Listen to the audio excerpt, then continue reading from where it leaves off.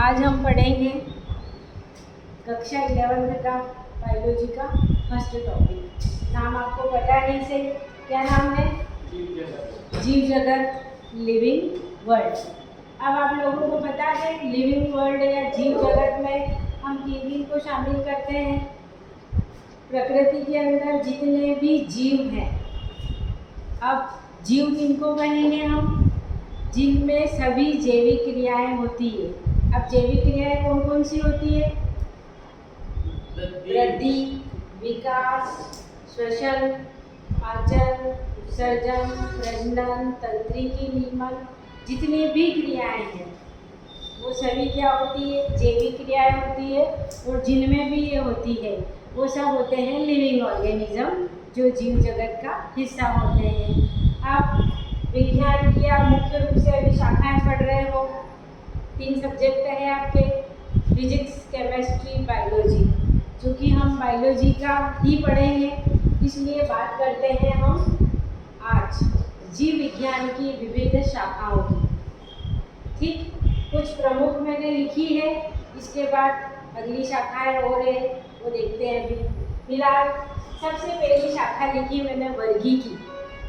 अब वर्गीकी से क्या तात्पर्य है? बोलो। हाँ, यहाँ बोल सकते हो आप जवाब।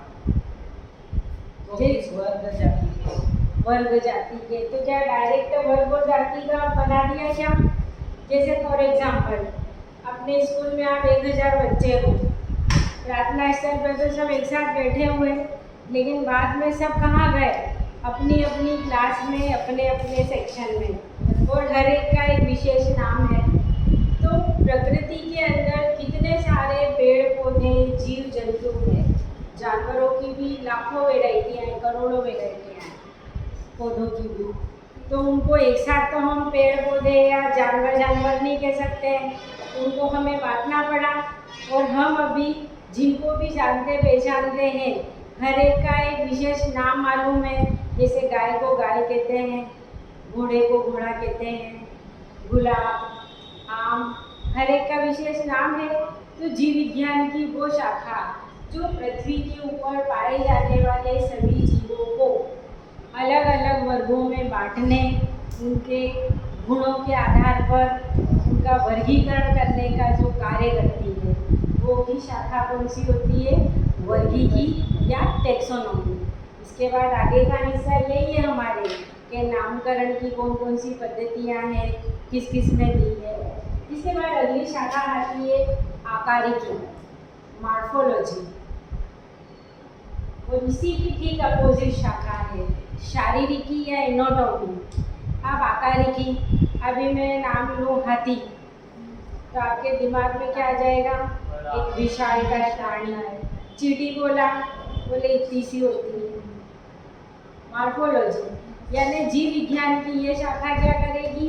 जीव जंतुओं के बाहरी आकार, प्रकार, रचना, जो भी उसकी विशेषता होगी, उसका अध्ययन करने का जो कार्य होगा वो किसके द्वारा होगा? मॉर्फोलॉजी के द्वारा। आकारिकी, आकार क्या होता है? बाहर कहीं तो होता है। इसके बाद अगली शाखा आती है कौन सी? शारीरिकी, एनाटॉमी। अब आकार तो इसने देख लिया बाहर का, अब अंदर का भी तो देखना पड़ेगा। तो जीव विज्ञान की वो शाखा जो सभी जीव शरीरों, चाहे पौधे हो, हम हो, जानवर हो, सभी की जाएगा आंतरिक संरचना का अध्ययन करने वाली शाखा कौन होती है? शारीरिकी। इसके बाद अगली शाखा होती है औतिकी, ऊतक। जीवन की सबसे छोटी रचना कौन सी होती है? कोशिका होती है। कोशिकाएं मिलकर ही क्या बनाती है? ऊतक बनाती है। अब ऊतक को हमने विशेष नाम दिया है, पहचाना है। हर ऊतक की एक विशेषता है, नेक्स्ट आगे के चैप्टर्स में आएगा। फिलहाल डेफिनेशन के तौर पर जीव विज्ञान की वो शाखा जो विभिन्न प्रकार के ऊतकों को पहचानने, और ऊतकों को पहचाना कैसे? हमने विभिन्न प्रकार के ऊतकों को काटा, फिक्सेशन किया, उनकी स्टेनिंग करी या उनका डिहाइड्रेशन करा। इन सब प्रोसेस के द्वारा हमने अलग अलग तरह के ऊतकों को पहचाना। तो वो शाखा जो विभिन्न प्रकार के ऊतकों को पहचान कर उनके नामकरण का कार्य करेगी। वो क्या कहलाएगी? पोथी। कोशिका विज्ञान बात करी थी हमने पहले कि जीव विज्ञान की ये शाखा क्या करेगी? कोशिकाओं, जीवन की मूलभूत संरचनात्मक इकाई है, उसकी संरचना का, उसके कार्य का, कोशिका चक्र चलता है, कोशिका में विभाजन हो रहा है, प्रजनन हो रहा है, इन सब का जो अध्ययन करेगी वो शाखा कहलाएगी कोशिका विज्ञान या साइटोलॉजी। ठीक है। इसके बाद अगली शाखा आती है जीव रसायन या बायोकेमिस्ट्री। अब हम ही हैं, हम ज़्यादा दूर नहीं जाए, हम अपने ऊपर ही आए। हमारे शरीर के अंदर भी कोशिकाएं हैं, ऊतक है, लेकिन ये जो कोशिका भित्ति है, प्लाज्मा झिल्ली है या विभिन्न प्रकार के ऊतक है, किन्हीं न किन्हीं रासायनिक पदार्थों से मिलकर बने हैं, जैसे कार्बोहाइड्रेट, प्रोटीन, वसा, लिपिड, न्यूक्लिक अम्ल, ये सब पाए जाते हैं। तो इन सब का जो अध्ययन किया जाएगा वो शाखा कौन सी होगी? जीव रसायन या बायोकेमिस्ट्री। ठीक है। इसके बाद अगली शाखा पे आते हैं हम कार्य की, फिजियोलॉजी। अब ये फिजियोलॉजी का क्या होगा? कहाँ गया फिजियोलॉजी? हाँ, अब देखो हमने यहाँ बात करी हमारे शरीर के अंदर विभिन्न प्रकार के रसायन पाए जाते हैं। हमारे शरीर के अंदर विभिन्न प्रकार की जैविक क्रियाएं हो रही हैं। कौन कौन सी? पाचन, श्वसन, उत्सर्जन, प्रजनन, ऑक्सी श्वसन, अनाक्सी श्वसन, सभी तरह का होता है। तो इन सभी जैविक क्रियाओं का अध्ययन करने वाली जो शाखा है वो क्या होती है? कार्य की। के शरीर के अंदर जो कार्य किया जा रहा है वो कैसे किया जा रहा है, कौन कर रहा है, स्टेप बाय स्टेप कैसे हो रहा है। ठीक है। इसके बाद अगला देखिए भ्रूणी की, एम्ब्रियोलॉजी। आप लोगों को मालूम ही है मेल और फीमेल गेमेट के फ्यूजन से भ्रूण एम्ब्रियो का निर्माण होता है। गेमेट के फ्यूजन से जाइगोट बनेगा और उस जाइगोट का विकास विकसित शिशु के रूप में होता है। तो जाइगोट से शिशु निर्माण तक की जो बीच की अवस्था है वो कौन होता है? भ्रूण कहलाता है। और भ्रूण का विकासी अध्ययन करने वाली शाखा ये कौन होती है? भ्रूणी या एम्ब्रियोलॉजी। ठीक है। इसके बाद अगला आता है पारिस्थितिकी। प्रकृति में जितने भी जीव हैं, प्रकृति और जीवों के आपसी वातावरण और उनके पारस्परिक संबंधों का अध्ययन करने वाली जो शाखा है वो क्या कहलाती है? पारिस्थितिकी। जीव, उसके आसपास का पर्यावरण, इनके बीच में कोरिलेशन होता है। हम यूँ तो है ही नहीं कि हम प्रकृति के सबसे विकसित जीव हैं तो बस हम ही रह लेंगे क्या पृथ्वी पर? नहीं, हमको दूसरे जीव भी चाहिए। चलो हमने इंसानों की फौज इकट्ठी कर ली, चल जाएगा क्या काम? हमको गाय, घोड़ा, कुत्ता, बिल्ली, चींटी, प्रकृति में कोई भी जीव फालतू नहीं बना है, ईश्वर ने बनाया है, उसका जन्म हुआ है, तो हर एक का एक विशेष उद्देश्य है। तो जीव और उसके आसपास के पर्यावरण का आपसी संबंधों का अध्ययन करने वाली शाखा क्या कहलाती है? पारिस्थितिकी। इसके बाद अगली शाखा आती है आनुवंशिकी। आप लोग देखो हमारे कई लक्षण, कई आदतें हमारे माता पिता से या पूर्वजों से मिलते हैं, या हम भाई बहनों में भी कुछ चीज़ें कॉमन रहती है। तो वो कॉमन मतलब क्या? कि कुछ ऐसा है जो एक पीढ़ी से दूसरी पीढ़ी में आ रहा है, जा रहा है, और पीढ़ी दर पीढ़ी संचालित हो रहा है। हम बोलते वंश चल रहा है, वंश चल रहा है। इसका मीन्स ही क्या है कि गुण एक पीढ़ी से दूसरी पीढ़ी में स्थानांतरित हो रहे हैं। तो जीव विज्ञान की वो शाखा जो आनुवंशिक गुणों या पैतृक गुणों का एक पीढ़ी से दूसरी पीढ़ी में संचरण का अध्ययन करती है वो शाखा कहलाती है आनुवंशिकी। और पैतृक गुणों का या आनुवंशिक गुणों का एक पीढ़ी से दूसरी पीढ़ी में जाना ये कहलाता है आनुवंशिकता। इसके बाद अगली शाखा आती है जीवाश्म की। अब आपने डायनासोर देखा है कभी? नहीं देखा, मैंने भी नहीं देखा, लेकिन उसका स्ट्रक्चर देखा है। ज्ञान में भूवैज्ञानिकों को कहीं न कहीं जमीन में चट्टानों के नीचे दबा हुआ उसका ढांचा मिला। जीवाश्म किसको कहते हैं? जीवों का जो अवशेष है वही कहलाता है जीवाश्म। और उन जीवाश्मों को देखकर ही हम बता पाते हैं कि लाखों करोड़ों वर्ष पूर्व पृथ्वी पर ये जीव पाए जाते थे। अभी के भी वैज्ञानिकों ने थोड़ी देखा क्या, बस उनको मिला तो उसको उन्हें इमेजिन करके बताया, लक्षणों को देखकर कि इसके गुण रेंगने वाले के समान भी है, पक्षी के समान भी है, मिलते हैं अवशेष। तो विज्ञान की वो शाखा जो जीवों के पृथ्वी के अंदर दबे हुए जीवों के अवशेषों का अध्ययन करती है, वो शाखा क्या कहलाती है? जीवाश्म की। अब जीवाश्म काय काय के हो सकते हैं? पौधों के भी हो सकते हैं, जंतुओं के भी हो सकते हैं।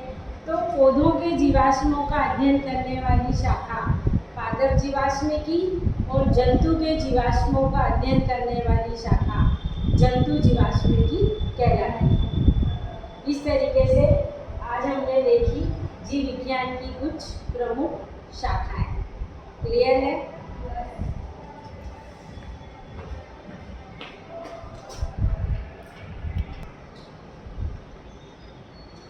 अब देखो अगली शाखा है कौन सी हमारी? सुजननिकी या यूजेनिक्स। अब ये कौन सी शाखा है? आनुवांशिक गुणों में, आनुवांशिक संरचनाओं में सुधार करके, अभी वर्तमान में जो मानव है वैज्ञानिकों के अनुसार वो परफेक्ट नहीं है, सभी में कुछ ना कुछ कमी है। आप अपने आसपास भी अपन देखते हैं, क्या हर व्यक्ति परफेक्ट दिखता है? क्या इसमें कुछ ना कुछ कमी है? तो वैज्ञानिकों ने क्या करा, जिसमें जो कमी है आनुवांशिक गुणों में, संरचनाओं में सुधार करके विकसित मानव, श्रेष्ठ मानव बनाने का जिस शाखा के अंतर्गत कार्य किया जाता है वो कौन सी होती है? सुजननिकी या यूजेनिक्स।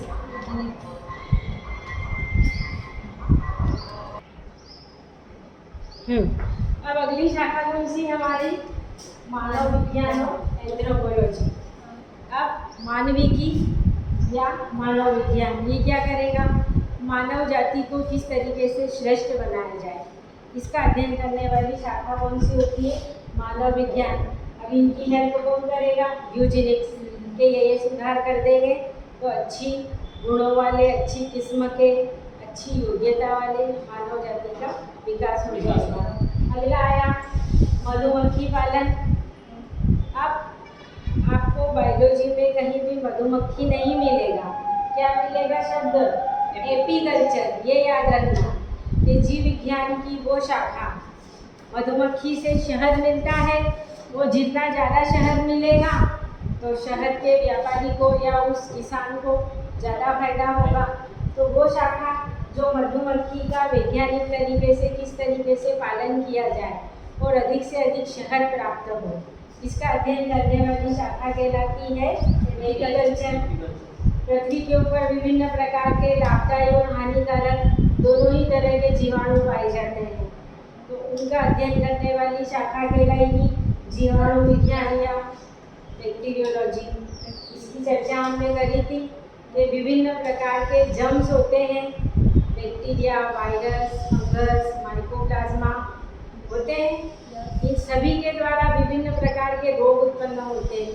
तो सूक्ष्म जीवों के द्वारा कौन से रोग उत्पन्न हो रहे हैं, उनका अध्ययन करना, उनकी रोकथाम कैसे कर सकते हैं, इसकी जानकारी लेना, ये सब किसका कार्य है? रोग विज्ञान या पैथोलॉजी का। इसके बाद अगली शाखा, आपको ये शब्द याद रखना है, रेशम कीट पालन। रेशम मिलता है और आपको मालूम है रेशम से क्या क्या उत्पन्न होता है, हम बनाते हैं। तो रेशम कीट का पालन एक सामान्य तरीके से करेंगे तो कम फायदा होगा, लेकिन हम उसको आधुनिक वैज्ञानिक तरीके से तैयार करेंगे तो हमें ज़्यादा से ज़्यादा क्या मिलेगा? रेशम मिलेगा। तो इस तरीके से रेशम कीट का जीव वैज्ञानिक तरीकों से किस तरीके से पालन किया जाए और अधिक से अधिक रेशम का उत्पादन हो, वो शाखा कौन कहलाती है? रेशम कीट पालन। इसके हाँ, सेरीकल्चर और रेशम कीट पालन। फिर अगली है मत्स्य पालन या पिसीकल्चर। मछली का भी बहुत बड़ा कारोबार होता है, खाने में काम आती है। उसका ऑयल कई सारे मेडिसिन में डलता है, और एक और क्या यूज़ होता है खाने में, और दवाइयाँ बनाई जाती है तेल की भी और खुद मछली के सूखे हुए पाउडर की भी। तो बहुत बड़ी इंडस्ट्री है ये। तो किस तरीके से मछलियों को पाला जाए कि ज़्यादा से ज़्यादा उत्पादन हो, देसी शाखा कौन होती है, मत्स्य पालन या पिसीकल्चर। क्लियर है? इसके बाद हम कल पढ़ेंगे।